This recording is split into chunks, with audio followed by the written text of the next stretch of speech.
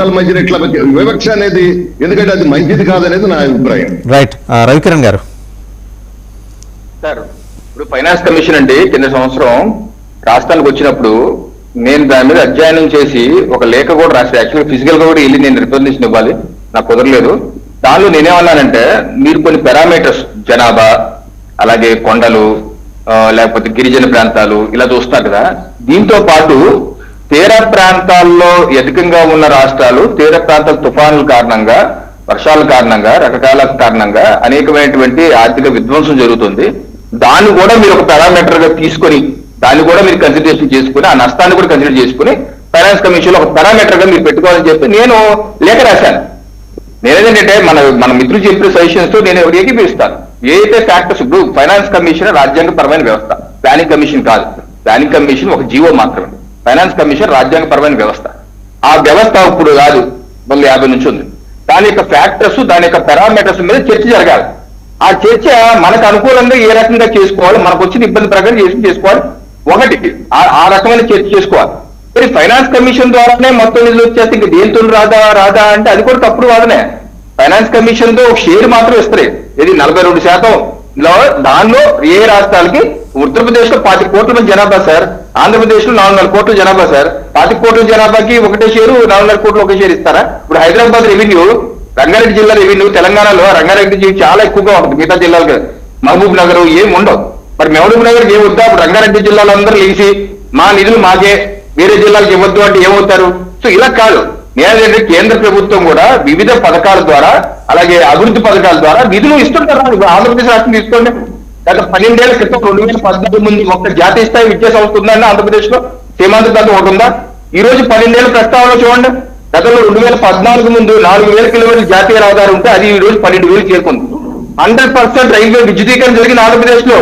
Doubling లైన్లు, నేను నిత్యం తిరిగే కాకినాడ, భీమవరం, గుడివాడ, విజయవాడ రైల్వే లైన్ నా చిన్నప్పటి నుంచి single line, non electrified, electrification జరగలేదు. అలాంటి 12 సంవత్సరాలు డబులింగ్ అయిపోయింది, ఎలక్ట్రిఫికేషన్ అయిపోయింది, నా కంటి ముందు జరిగింది. సో అలాగే ఎయిర్పోర్ట్లు 2014 ముందు ఎన్ని ఎయిర్పోర్ట్లు ఉన్నాయండి? విశాఖపట్నం, తిరుపతి. మిగతా ఏళ్ళు కదా. ఈ రోజు ఎన్ని ఉన్నాయండి ఆంధ్రప్రదేశ్ లో? 7 ఉన్నాయి. అంతర్జాతీయ విమానాశ్రయాలు 3 ఉన్నాయి. ఇంకోటి కొత్తగా భోగాపురం రాబోతుంది. నెల్లూరులో అలా శాంక్షన్ చేశారు. కడప ఉంది, పుట్టపర్తి ఉంది. అలాగే మీరు ఈ తీసుకోండి,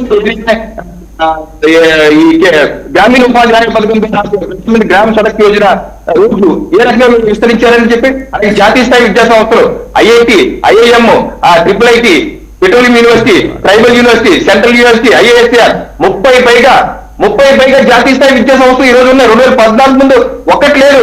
అలాగే కేంద్ర ప్రభుత్వం మ్యానుఫాక్చరింగ్ రంగం ఏమైనా ఉందండి? 2014 ఒకటి ఉందా?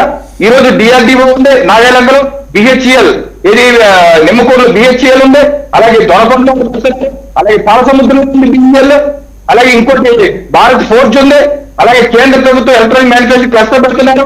అలాగే యుద్ధ విమాన తయారీ కేంద్రం మొన్నే భూమి పూజ చేశారు, వర్క్ స్టార్ట్ చేస్తున్నారు. ఇన్ని కేంద్ర ప్రభుత్వ సంబంధించిన మ్యానుఫాక్చరింగ్ రంగాలు ఉన్నాయి.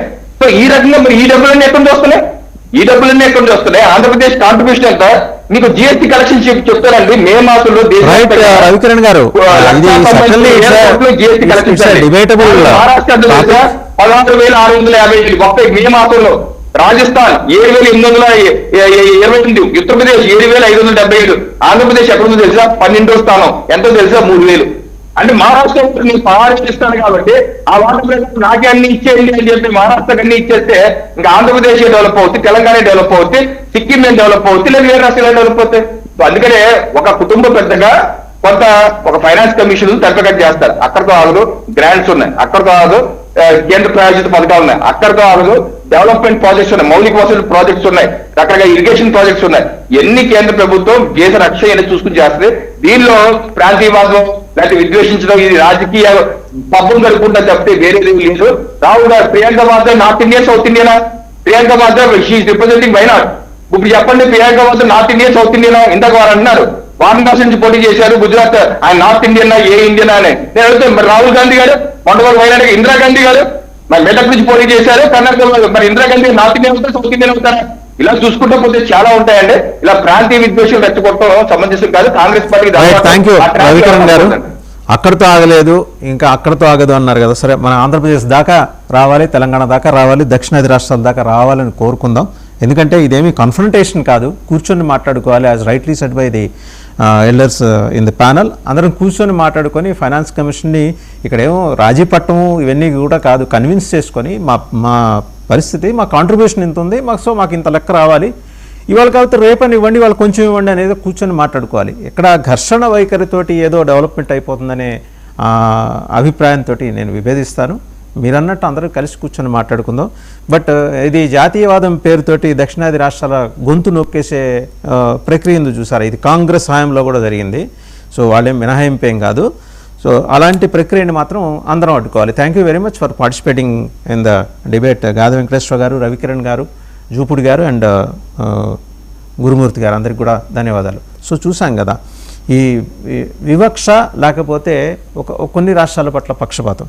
కేవలం 5 రాష్ట్రాలకి గనక చూస్తే మేజర్ కాంట్రిబ్యూషన్ ఉత్తరప్రదేశ్కి కేంద్ర ప్రభుత్వం నుంచి వస్తుంది 2,68,00,000 కోట్లు, బీహార్కి 1,51,000 కోట్లు, మధ్యప్రదేశ్కి 1,12,000, వెస్ట్ బెంగాల్కి 1,10,000, మహారాష్ట్రకి 98,000. ఏది మేజర్ కాంట్రిబ్యూషన్ ఉన్నప్పటికీ వీళ్ళకి ఇంత వస్తున్నప్పుడు మనకు వచ్చేది ఎంత అనే లెక్కలతో సహా వచ్చినప్పుడు కేంద్ర ప్రభుత్వం సమాధానం చెప్పాలి. ఇదేదో డిమాండు కాదు, వాళ్ళేమీ అపాలజీ చెప్పాల్సిన అవసరం లేదు. కూర్చొని మాట్లాడుకొని అన్నీ సరిదిద్దుకున్న అనే ధోరణితో ముందుకెళ్తే అన్ని రాష్ట్రాలు బాగుంటాయి, దేశం బాగుంటుంది.